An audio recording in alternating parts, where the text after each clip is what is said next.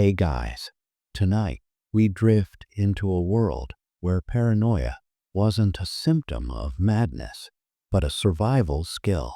Picture yourself walking through torch-lit corridors where every meal might be your last, where trust is a luxury no crown can afford, and where the difference between dinner and death is one carefully chosen spoonful. So, before you get comfortable, take a moment to like the video and subscribe, but only if you genuinely enjoy what I do here. And let me know in the comments where you're tuning in from and what time it is for you. It's always fascinating to see who's joining us from around the world. Now, dim the lights, maybe turn on a fan for that soft background hum, and let's ease into tonight's journey together. You're standing in a medieval royal kitchen, and immediately you notice something odd. The head cook isn't tasting his own creation.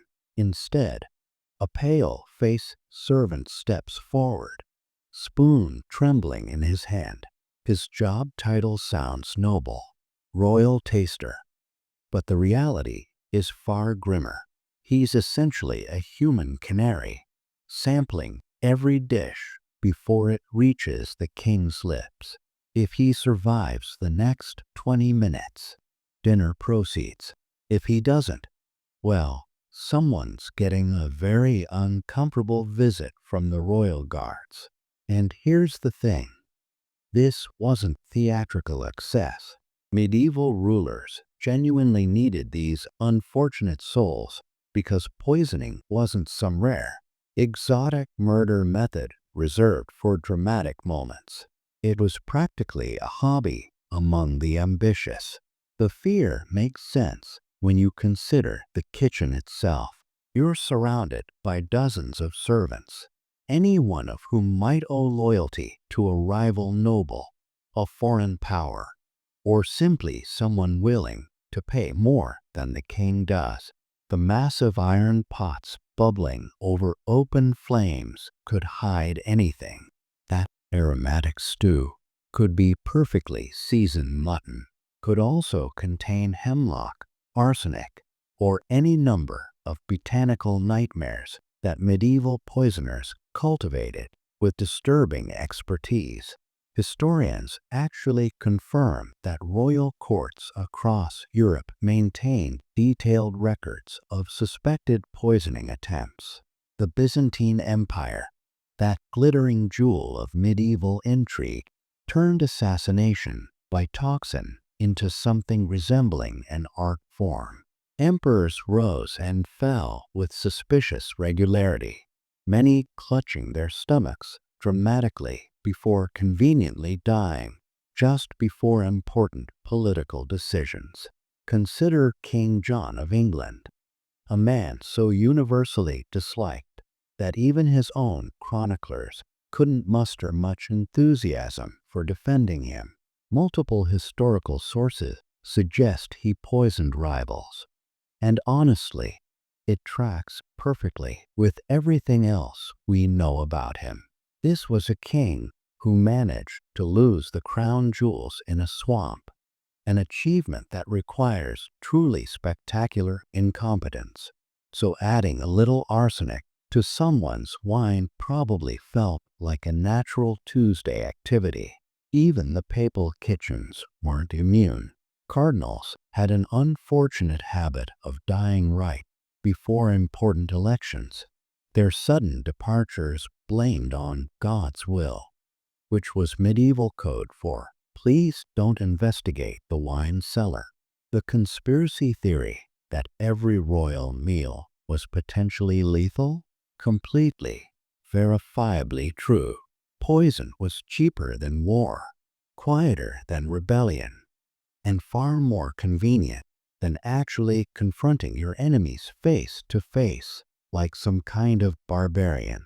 You didn't need armies, supply lines, or dramatic battlefield speeches.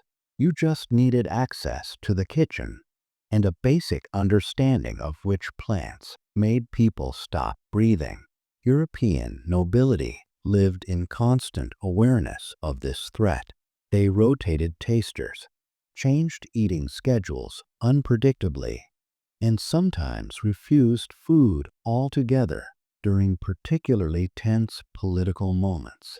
Some kings ate only bread baked in sealed rooms or drank only wine they'd personally watched being poured. The paranoia extended beyond the dining hall too. Royal chambers employed servants whose sole job was testing everything: bed linens for poisoned fabrics, candles for toxic fumes, even the air itself, by keeping small birds in cages as early warning systems. Scholars still debate the exact number of successful royal poisonings versus natural deaths, conveniently blamed on poison. But the fear was absolutely, documentably real. Medical texts from the period describe dozens of plant-based toxins, their symptoms, and, helpfully, their preparation methods, which raises an interesting question. Were these medical guides or murder manuals? The line was conveniently blurry. So yes, when you see medieval kings obsessing over food safety in historical dramas, they're not being overdramatic. They're being realistic. Every bite was a calculated risk. Every meal a small act of courage. And every taster who survived earned his keep in the most literal, terrifying way possible. In medieval Europe, survival at the top wasn't about divine right or military strength. It was about having someone willing to die for you, one spoonful at a time. The kitchens weren't just cooking chambers. They were battlegrounds where invisible wars were fought daily, and the only way to win was to let someone else take the first bite. You're walking through a medieval forest at twilight, and the air feels different here, heavier.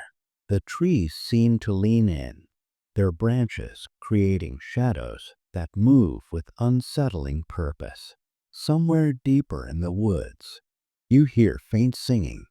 Not the hymns you'd recognize from Sunday Mass, but something older, rhythmic, almost hypnotic.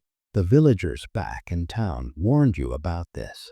They whispered about secret groups gathering under moonlight, practicing rituals the church absolutely did not approve of. You probably dismissed it as superstition, the kind of paranoid fantasy that happens when people live too close to darkness and boredom. Except here's the uncomfortable truth. They were right. Medieval Europe genuinely harbored secret pagan cults hiding in forests, practicing forbidden traditions that predated Christianity by centuries.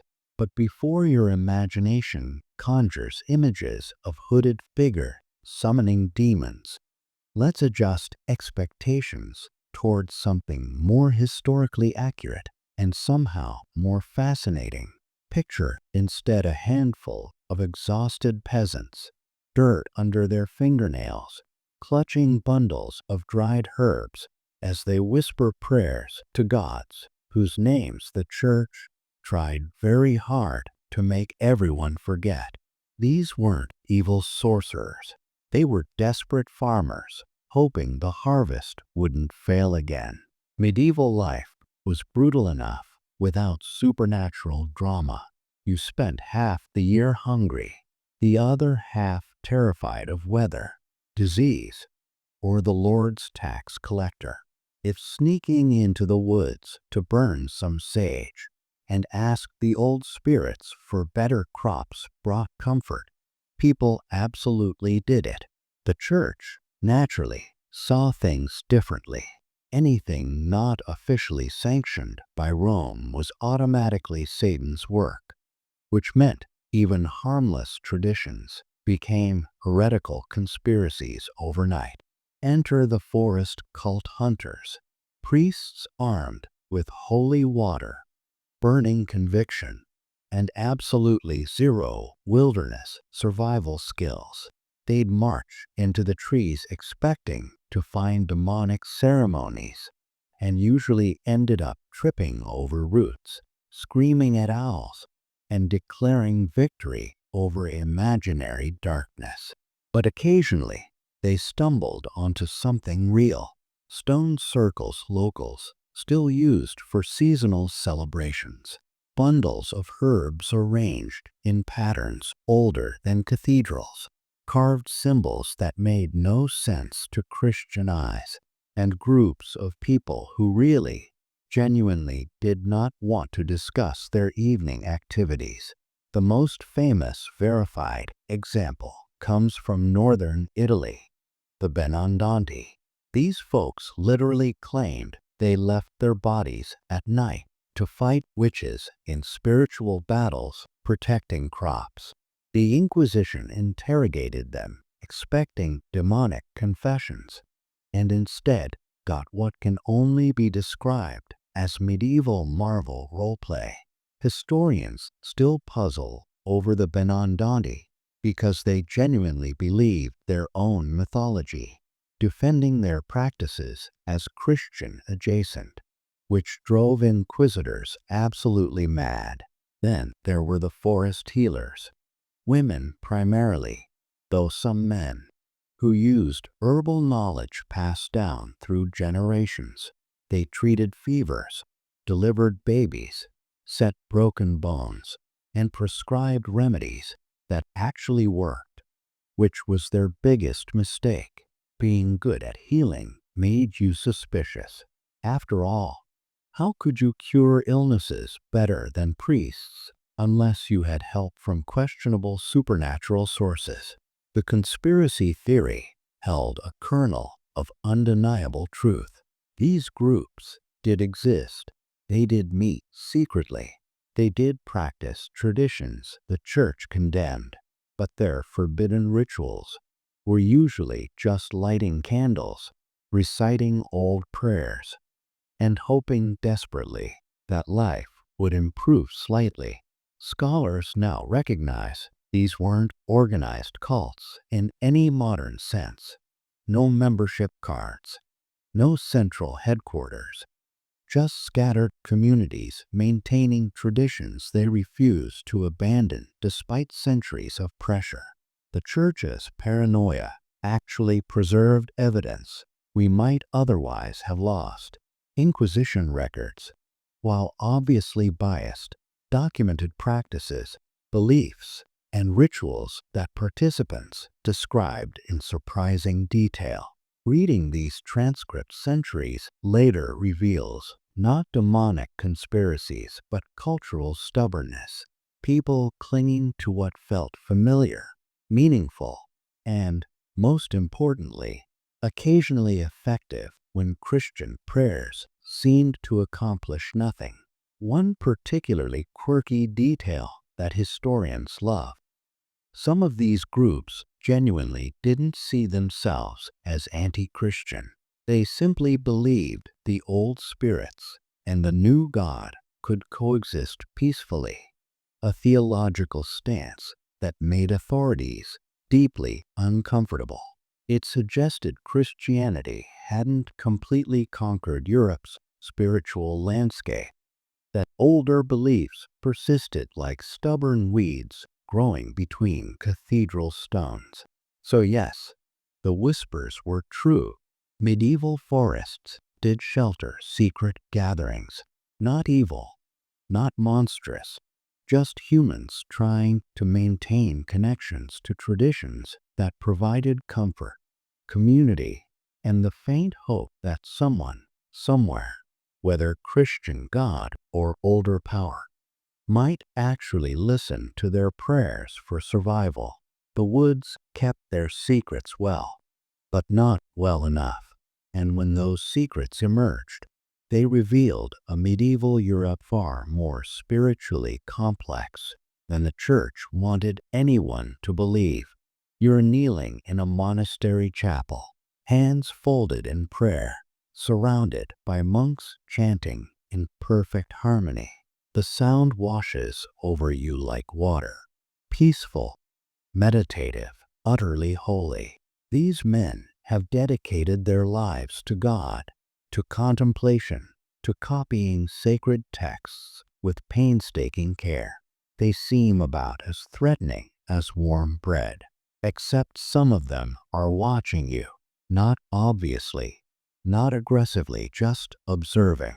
Mental notes being filed away. And when they return to their cells tonight, certain details about your visit, who you spoke with, what you said, how you reacted to specific questions, will be carefully recorded in coded manuscripts. Because behind the chanting and the candles, medieval monasteries ran something remarkably similar to an intelligence network. The church, being the largest, most powerful institution in Europe, needed information. Kings schemed, nobles plotted, heresies sprouted like weeds, and someone had to keep track of it all. Who better than monks? They were literate when most people couldn't spell their own names.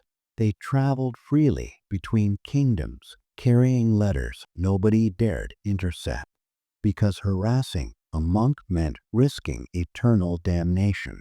They were quiet, observant, and already trained to scrutinize human sin with the intensity of someone personally offended by moral failure. Essentially, they were perfect spies who came with built-in cover stories and diplomatic immunity. The Dominicans earned a particularly notorious reputation. Their entire order was founded specifically to root out heresy, which meant interviewing suspicious villagers, intercepting correspondence, and watching people with uncomfortable persistence. If you sneezed near the wrong scripture, a Dominican friar somehow materialized asking follow-up questions. Historians document how Dominican networks stretched across Europe, sharing information about political movements, religious dissent, and anything else that might threaten church authority. They weren't technically spies. Officially, they were just very, very thorough in their pastoral duties. The distinction was razor thin. Monastic travelers made exceptional intelligence gatherers. A monk could journey from England to Italy, stopping at monasteries along the way, and nobody questioned it. He was simply visiting brother institutions, sharing news, copying manuscripts. Except those conversations included detailed updates about local politics, troop movements, noble feuds, and suspicious behavior.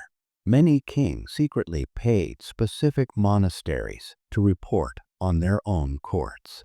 It was basically a medieval subscription service, steady funding in exchange for regular updates about who was planning what.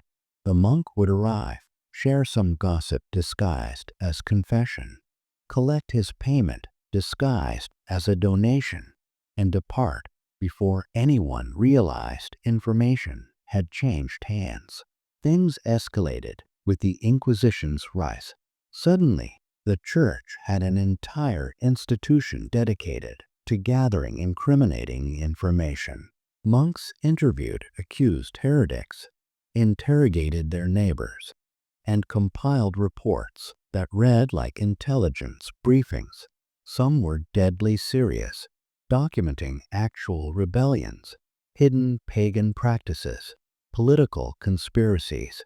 Others resembled medieval tabloids. Brother Gregory reports the shoemaker's wife carries suspicious herbs at night, possibly witch. Further surveillance recommended. You can almost hear the dramatic whisper. Not every monk participated, of course. Plenty genuinely devoted their lives to prayer, scholarship, and baking surprisingly good bread, but enough engaged in information gathering that people noticed. Villagers whispered that monasteries knew everything, and they weren't wrong. A monk could walk into town, buy bread, ask 3 polite questions about local happenings, and suddenly understand your family dynamics better than your spouse did. The skill was terrifying and impressive in equal measure. One particularly quirky documented case involved a French monastery that maintained what historians now recognize as a coded intelligence log. Entries used seemingly innocent language. Wheat harvest excellent in northern region actually meant noble rebellion successfully suppressed, allowing information to flow between religious houses without overtly admitting surveillance. Scholars still debate whether this was intentional espionage or just monks being extremely organized gossips. The line, as usual, was blurry. The conspiracy theory that monasteries ran spy networks wasn't paranoid fantasy. It was documented reality. Behind those peaceful facades, information flowed constantly, gathered during confessions, extracted through careful questioning, observed during travelers' visits, and compiled into reports that shaped church and crown decisions. Unlike most medieval institutions that barely functioned, this network actually worked. It connected distant regions, crossed linguistic barriers, and operated with surprising efficiency for an era when most communication moved at horse speed. So yes, medieval monks sometimes doubled as intelligence operatives. The most dangerous weapon wasn't the sword or the crossbow. It was a brother with excellent memory, sharp observation skills, and a quill ready to document everything. In medieval Europe's great game of power, knowledge was currency, and monks, they ran the bank. You're standing in a European port city watching knights disembark from ships, their white mantles blazing with red crosses, the Knights Templar. Everyone knows about them. Warrior monks who protect pilgrims, fight in the Holy Land, live by strict religious vows, noble, holy, admirable, except the locals aren't looking at them with simple reverence. There's something else in those glances. Suspicion, unease, fear. Maybe because rumors swirl around these knights like smoke. They're hoarding treasure, practicing secret rituals, controlling kings, worshipping mysterious severed heads, building an empire within the empire. Medieval people loved a good conspiracy theory, and the Templars were their absolute favorite target. The twist? Some of it was actually true. The Templars started innocently enough. A small group of knights sworn to protect Christian pilgrims traveling dangerous roads to Jerusalem. Noble work, genuinely admirable. But then they experienced what might be history's most dangerous curse.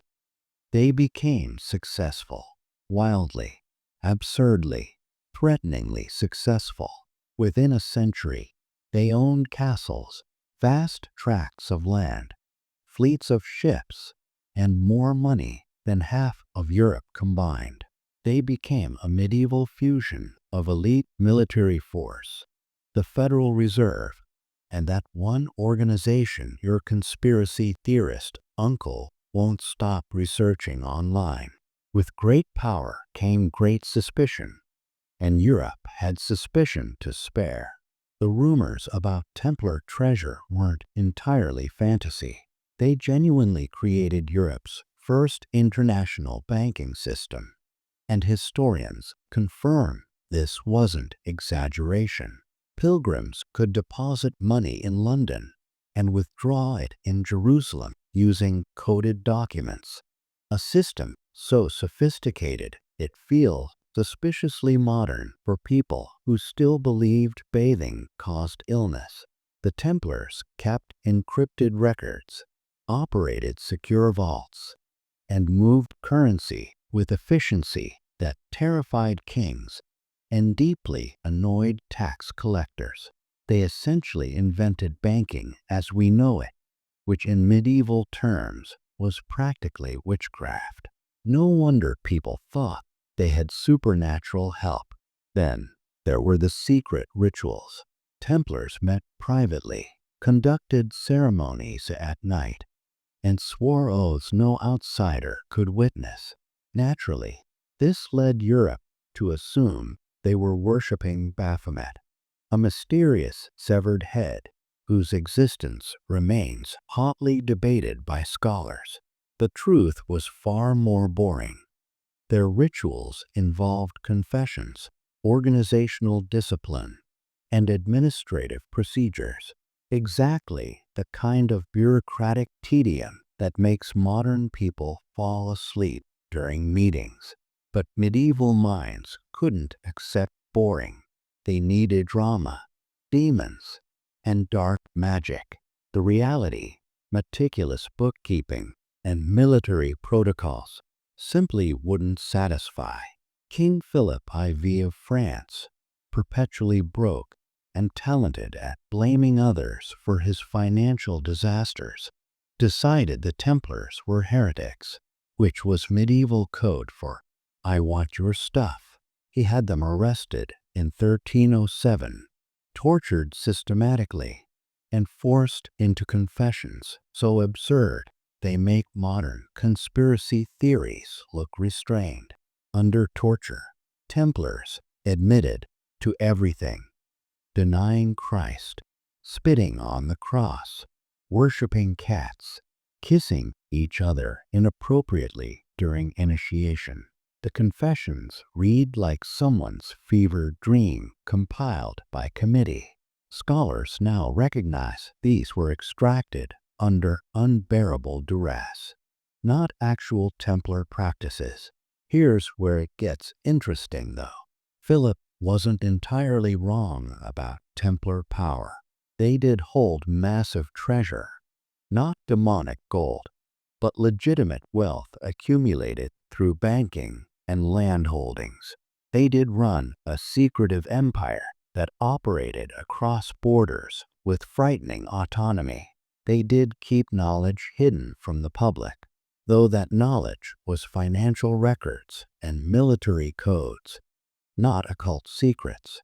But for medieval Europe, the distinction barely mattered.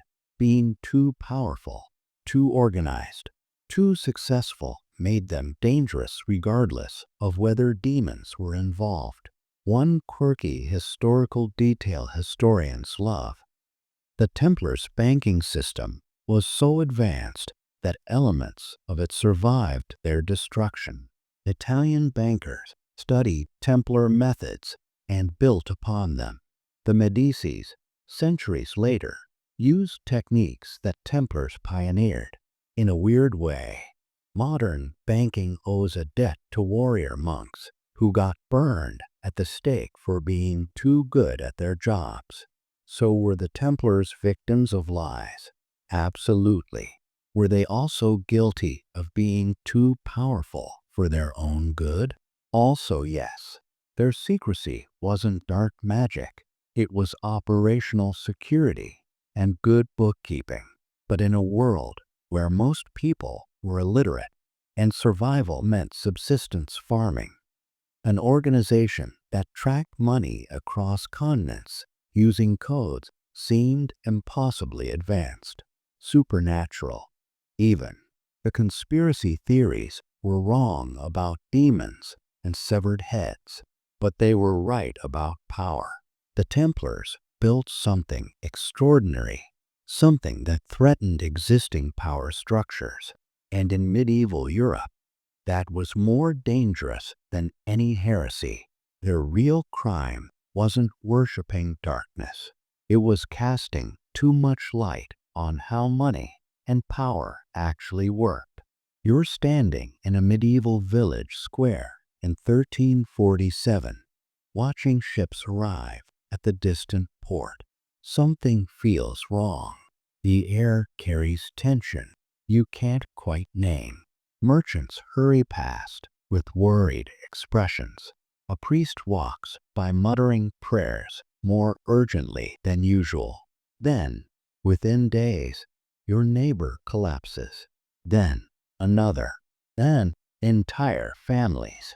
The Black Death has arrived, and you're terrified, confused, desperate for answers. Why is this happening? How did it spread so fast? Why does nobody seem prepared? Meanwhile, in a bishop's comfortable countryside villa, far from the dying cities, someone knew this was coming, not through divine prophecy, but through letters, reports, and information that never reached you. The conspiracy theory that the church knew more about the plague than it admitted wasn't paranoid fantasy. It was uncomfortably accurate.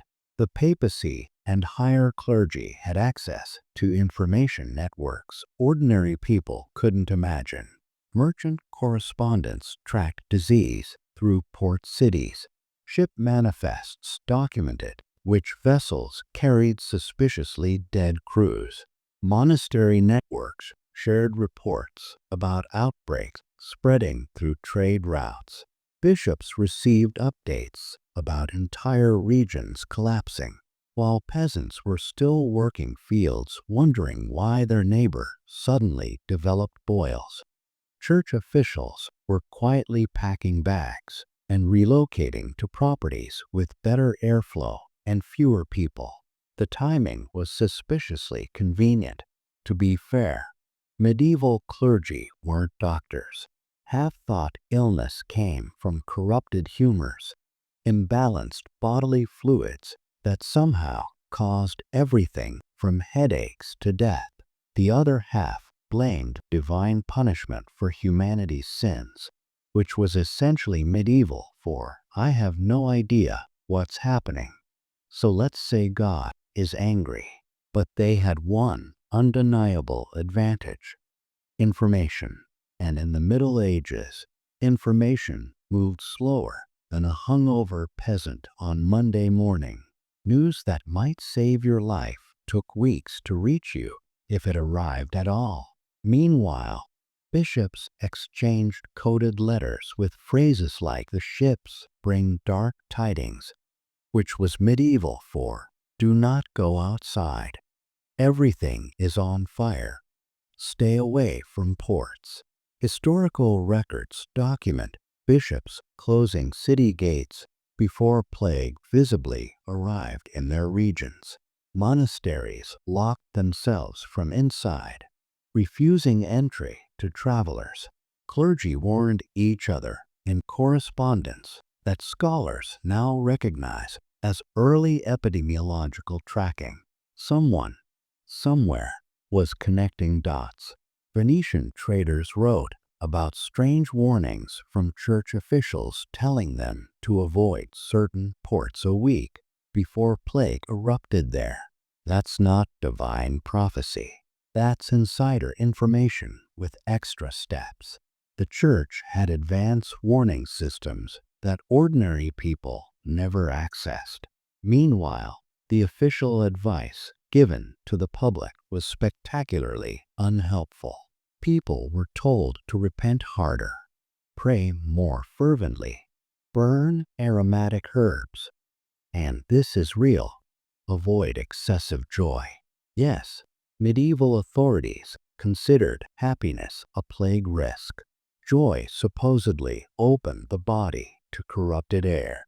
Medieval Europe was truly committed to suffering as a lifestyle. Scholars still debate whether authorities actually believed this nonsense or just needed something to tell panicking populations.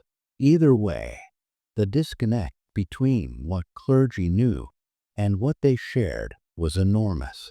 Some church officials did try helping. Monks cared for the sick, often dying themselves. Parish priests administered last rites until they collapsed. But the institutional church, the bishops, cardinals, and papal administration prioritized their own survival with calculated efficiency. They had better information, better resources, and better escape plans. Quarantine orders appeared in some regions before the plague visibly arrived, which meant someone understood contagion patterns even if they couldn't explain the mechanism. Medieval people noticed this. They weren't stupid, just lacking access to information that the powerful hoarded. One particularly quirky historical detail: some Italian cities developed early quarantine systems, isolating incoming ships for 40 days before allowing passengers to disembark. 40 days, 40 giorni in Italian, which is where we get the word quarantine. Someone understood that disease spread through contact and could be slowed through isolation. That's genuinely sophisticated epidemiological thinking for an era that also blamed illness on planetary alignments.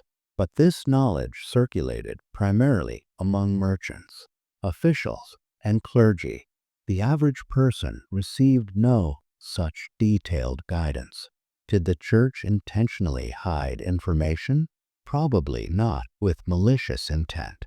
More likely, they withheld timely warnings to avoid causing panic, maintain authority, and avoid admitting they had no real solution. Telling people a deadly plague is coming and we can't stop it would have caused riots. So instead, church officials quietly prepared while publicly urging prayer and repentance. The peasants weren't wrong to feel suspicious. Someone did know more. They just weren't sharing. The Black Death killed somewhere between 30 and 60% of Europe's population. Numbers so staggering they reshaped civilization. And throughout that horror, information remained unevenly distributed. The powerful knew first. The poor learned last, usually when neighbors started dying. The church had eyes, ears, and warning systems the common people never accessed. They tracked the plague's movements, understood its patterns better than anyone, and used that knowledge to protect themselves while the rest of Europe suffered, confused and terrified. The conspiracy theory was true. Someone knew. They just decided silence was safer than truth. And so you drift back from those medieval shadows, from poisoned cups and forest rituals, from monastery corridors where secrets flowed like wine, from Templar vaults heavy with gold and codes, from plague-stricken villages where knowledge was hoarded while bodies piled in streets. The conspiracies were real, weren't they?